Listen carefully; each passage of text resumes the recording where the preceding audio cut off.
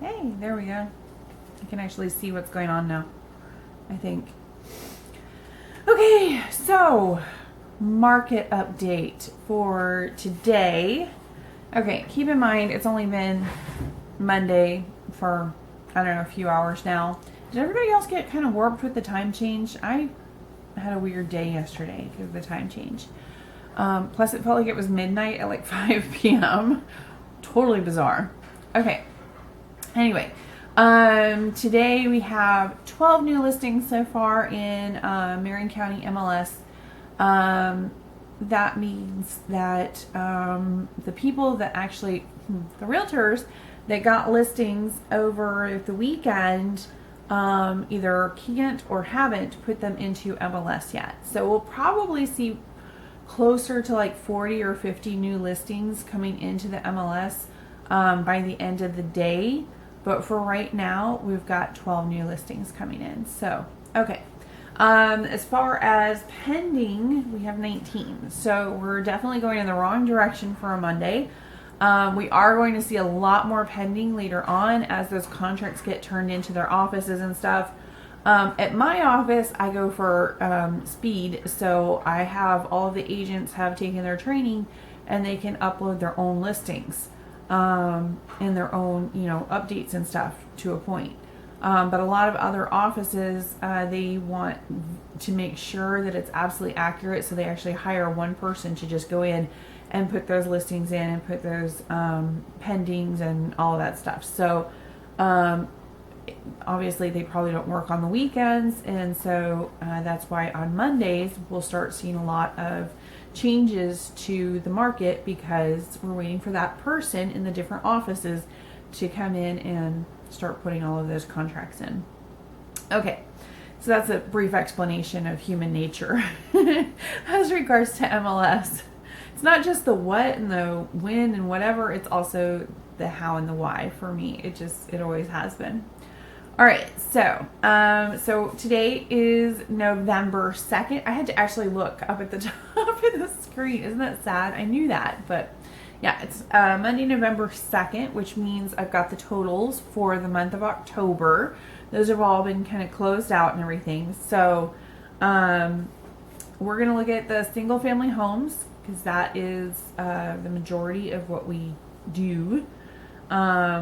Total single family homes sold in the month of October was 475. So not bad at all. Total active during that month was 812.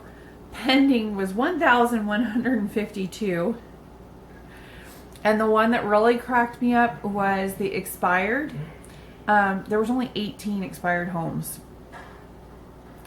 So what this means to you as a seller is that if you have your house up for sale in the month of October or November now and it hasn't sold or it's not selling, you need to get yourself a different real estate agent or you need to lower the price or something because something is weird. You should not be one of those 18. If your contract is expired, you are literally only one of just over a dozen people in the entire county that hasn't sold their home. So kind of crazy. Reduce the price, talk to your realtor, hire a different realtor, whatever you want to do. But yeah, a lot of times, honestly, I would check at your pictures because sometimes the pictures they're taken with a cell phone or they're just not quite magazine and internet ready. So take a look at that. Make sure you don't have something weird in there. I just saw one actually over the internet. One was a for sale by owner and it was a really pretty bathroom picture, but way at the far end of the room you could actually see the owner was standing just in a shirt, no pants, and you could see her reflection in the mirror. And she was taking a picture with her cell phone of this beautiful bathroom. And I'm just like, okay, first off, if you're going to take pictures, like ever, make sure that you have your clothes on. Just because you don't think you're going to be in the picture does not mean you're actually not going to be in the picture. Because windows will do a reflection. Mirrors are all over the place. Just don't do it. Just put some pants on, okay? If you're going to put pictures up on the internet, make sure you got pants on. And then I also saw a real estate agent actually put pictures of a house up, over $200,000 home, and they took pictures with their cell phone. The kitchen picture was black, like you couldn't even see anything at all. And then like there was a picture of a hallway that had a Lysol can. I mean, it was almost an ad for a Lysol can instead of, I mean, why would you take a picture of a hallway anyway? But whatever. Okay. So average single family homes, I'm going to go back to the numbers before I start, I don't want to be gossiping or something. That's just not right.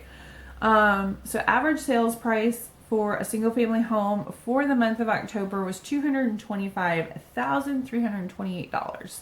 So what does that mean? That means we are still looking at a increase from this time last year. So actually, last I checked, it was 18% higher this year than it was last year, same time.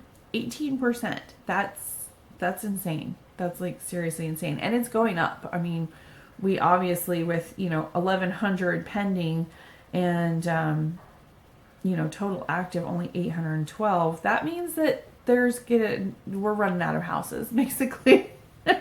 So yeah, issue right there. Okay.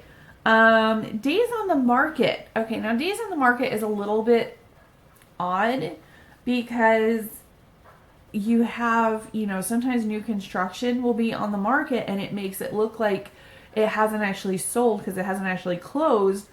But I mean, they may sell it while it's still a slab and then they're waiting for, somebody to actually finish it before somebody can move in and when they can, actually do it anyway. So, there is some flexibility right now because we have so much new construction being sold because we have no houses. But the grand majority on the market are less than 30 days. And when I say grand majority, I mean 303 houses were sold and closed in under 30 days. So of those 475, 303 gone. So again, what does that mean to you as a seller? That means that if you are selling your home or thinking of putting your house up for sale, you better have a place to live because it's going to be gone. Like that. So, figure out where you want to move to. Talk to your realtor because they probably have somebody that they can hook you up with over in that area. A realtor over there that can, help you with the process, before you even get started on your listing. So just a heads up on that. Okay, so what does all of this mean? This is what we all love to refer to as a seller's market. Okay, when you have, 300 houses plus being sold in under 30 days, you have very little inventory and you have an 18% increase in 1 year. That means that it's a seller's market. It is by far a seller's market at this point, and prices are increasing. So what about if you're a buyer? I mean, don't get like all just down. Oh my goodness, I'm a buyer and it's a seller's market and I want to buy a home.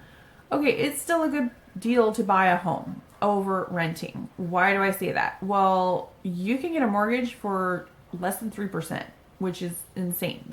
It's basically like no interest. I mean, it's like crazy. Less than 3%. So like 2.75, that is crazy. So you still want to purchase a home. Also, if you're renting, rental, you're not going to get anything from a rental. So, oh, hey, Justin, how are you? I gotta actually say hi to people that are actually watching. So, okay, so if you are renting, you are literally just flushing your money down the toilet. You're like, well, I don't want to buy when it's high. Yeah, but the interest rates are so low. I mean, there's nowhere they can go but up. So you'd still want to purchase a home. Plus, yeah, it's high, but it's not that high. Like if you look at other markets, go look at Boca and see what you can get for $200,000 down there, or even Tampa. Tampa is crazy hot right now. It has been for a while. All right. Few tips. If you are a buyer, what you can do is talk with your realtor and say, look, this is a competitive market. I know it's a competitive market. Here are some of the houses I want to take a look at. What do I need to do in order to make this thing happen? And if your realtor is any good, they should explain the contract and the offer that you're making so that your offer is competitive. And hopefully they know, because they've read the contract, that there's a lot more to an offer than just the price. So let's say if your offer, you've got a 7-day inspection period and you know you can make that happen because you're like already got the guy ready to go, the home inspector ready to go, then yeah, you can do a 7-day inspection period. You could make sure that you're you've got a higher escrow so they know that you're ready to close. Now, does that guarantee the house? No. But if you have the exact same amount as somebody else and the only difference are these little things I'm talking about, like your inspection period or your time to close or something like that, you're going to end up with the house because it wasn't just about the price. It was also the terms in the contract. So definitely look over the terms in the contract. There are quite a few that you can adjust so that your contract actually, or your offer actually looks better and you have a chance of purchasing your home. So anyway, take a look at that, go over that stuff with your realtor, be ready to, fight for the home that you want, but it's definitely still a possibility to get your dream home in a seller's market. So, all right. So this is Andrea Proeber from Great Expectations Realty, and I will talk to you guys later. All right. Thanks. Bye.